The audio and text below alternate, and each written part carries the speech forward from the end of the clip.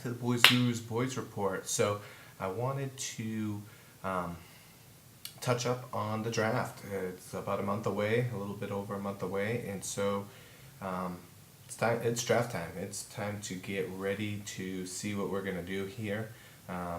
So in this episode here, I'm going to go through some of our needs. Free agency looks like we're pretty much done there. And we've addressed pretty much the main needs. There are a few that remain, and so without further ado, let's get going on that. So the very first need would be to get a starting caliber or strong safety. So currently we have Gerald, Sensabaugh, who we just signed, and Keith Davis as the key combatants for that role. I don't think either are anything more than special teams guys. Davis is not a bad backup kind of player. However, I don't see him as a contributor going forward as a starter.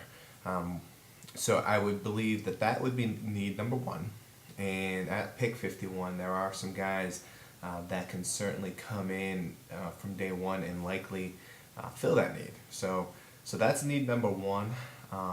And need number two, I believe, is a defensive tackle, a nose tackle, preferably a bigger one.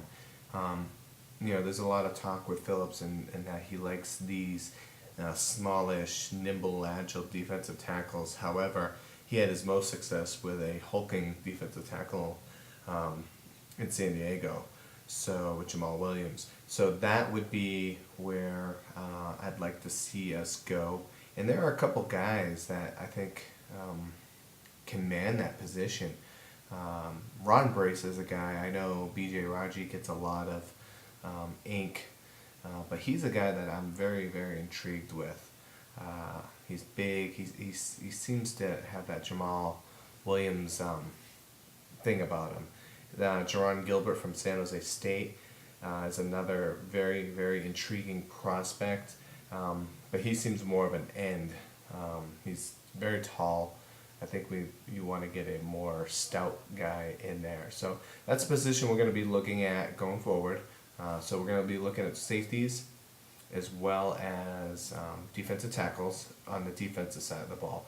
I think we're set at linebacker unless we do some trading. So we may trade Ellis, we may trade Carpenter. As far as linebackers, the only linebacker position that I think we currently need is where the nickel linebacker position with Kevin Burnett gone. I think that's a tremendous loss. It's a bigger loss than we want to acknowledge at this point. So I will be looking at that position, that nickel linebacker position, going forward, but not as in depth as the defensive tackle, more of a nose tackle, as well as a starting strong safety. Not free safety, because free safety, the Cowboys are convinced that Hamlin is the guy there.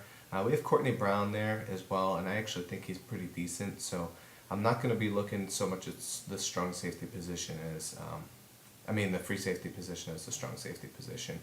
On the offensive side of the ball, we need offensive linemen. That's number one, particularly on the interior. So a combo center guard would be great. Gerard's been excellent the last couple of years, but he is getting a little up there in age. And he does have some serious issues as far as the shotgun snaps. So that's a position I think we need to look at. Guard, particularly the left side. Leonard Davis is a mauling beast on the right side. We're good there. He's not old. We're good there. And then left tackle. I'm very, very concerned with that position. I've never been on Flozo's bandwagon. The only good years he's ever had are contract years. He commits way too many penalties, and I just don't like him. I think he sucks. I think he's the most overrated offensive lineman in the NFL. I don't like him.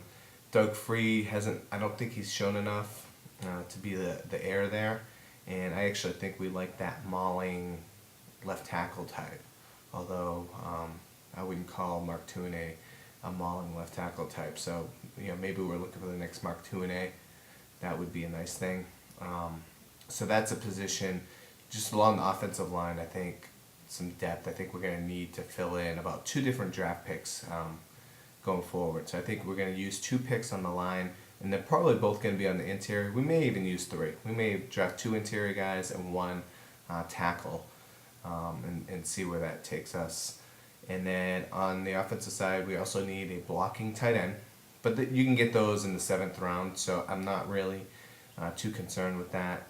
But it is a need. Bennett and Witten are great, but they're more pass catchers in the jumbo packages, especially if we want to pound the rock. We're going to need a very good blocking tight end. And then, of course, wide receiver. So everyone's saying, oh, T.O.'s gone, we need to get a lead receiver. We don't need to get a lead receiver. We don't even need to get a number 2 receiver.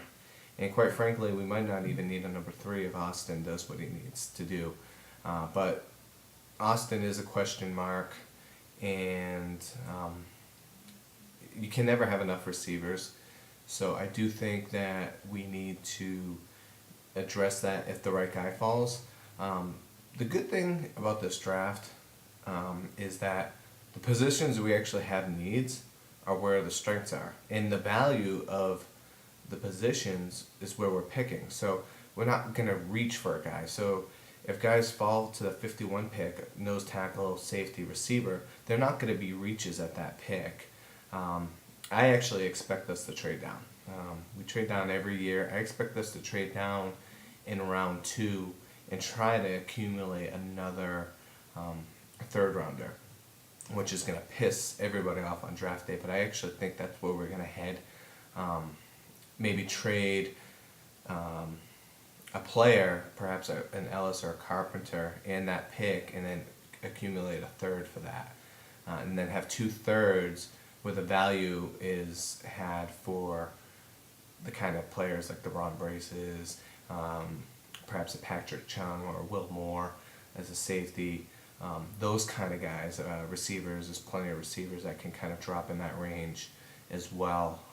Derek Williams, Hakeem Nicks, those kind of guys. So I actually think we're going to do that on draft day. So receiver is a position that I think we need to get a guy that's going to come in and contribute, preferably as well on punt returns. It seems like we don't want to use Newman there on a regular basis, and Creighton, all he does is fair catch. To get some impact in the return game would be nice. We got that in the kick return game, but we don't have that yet in the punt return game. So going forward, we're going to go over wide receivers and offensive line on the offensive side of the ball. We'll also look briefly at young quarterbacks that could be had late to develop. So that's kind of the 3rd position. And then on the defensive end, it'll be strong safety, defensive tackle, and then as the 3rd position, a nickel linebacker type specialist. So 6 positions will be reviewed within the next 6 episodes. And then we're also going to review the past couple drafts to see what we did right and what we did wrong going forward. Peace.